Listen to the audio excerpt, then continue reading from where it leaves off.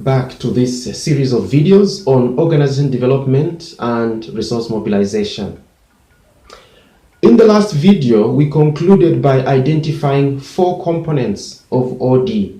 We said the first is a capacity assessment, the second is developing an improvement plan, the third was implementing that plan, and we talked about the fourth being the ongoing monitoring and evaluation.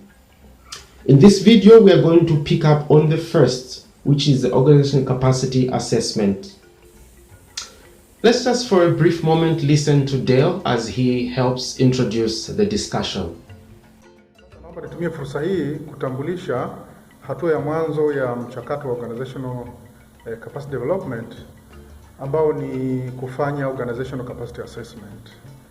Hii ni hatua ya kupima uwezo wa kiutendaji wa network kwa ajili ya kujua nguvu, rasilimali zilizopo, maarifa na pia kujua changamoto zilizopo.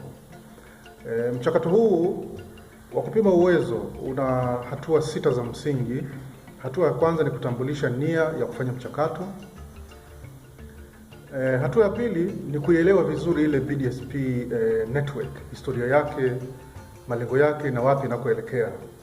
Hatua ya tatu ni kuandaa vigezo vya kupima uwezo wa network hiyo. Baada ya hapo tutatumia vile vigezo.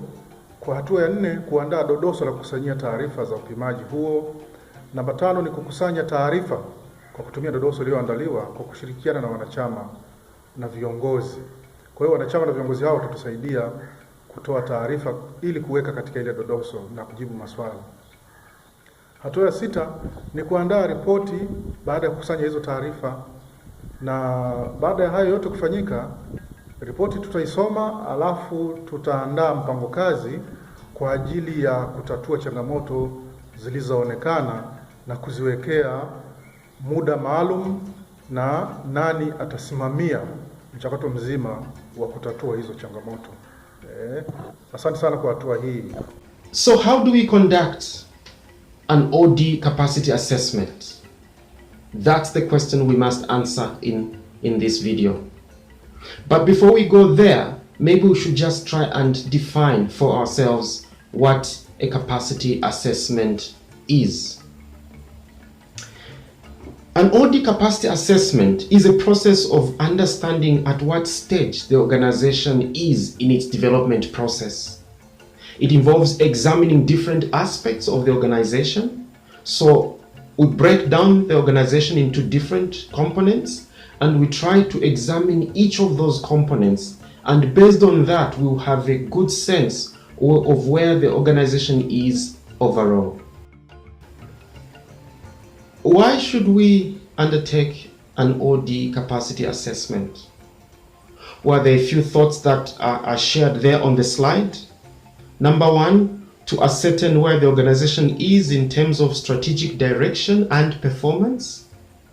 Number 2, to identify factors that affect organization performance. When you break down the organization to different components and you examine them, you are more likely that way to pick up some of the issues that may be holding the organization back.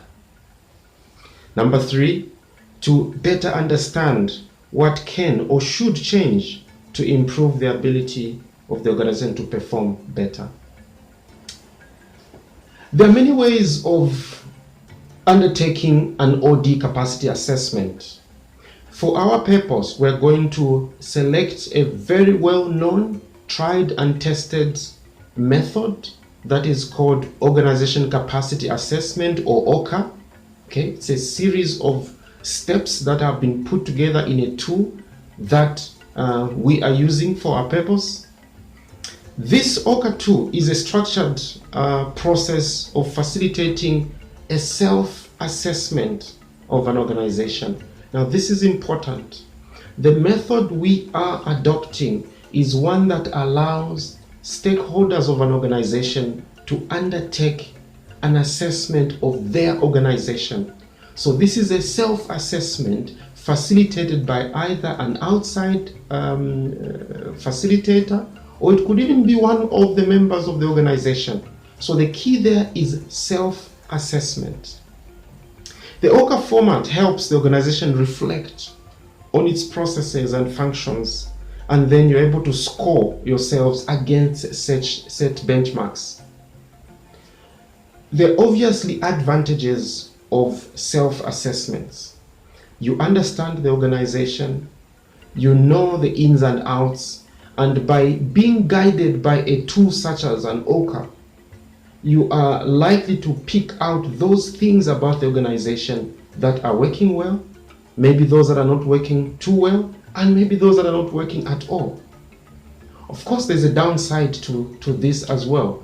It is very possible that familiarity may mean that you develop blind spots. So having an external facilitator can help bring out some of those aspects that may be blind spots to those that are from within. So by having an external facilitator helping you do the self-assessment, you cover your angles of making sure that you're working with an organization you understand very well, but then you have an outsider to remind you or point you to aspects that you may not be able to see.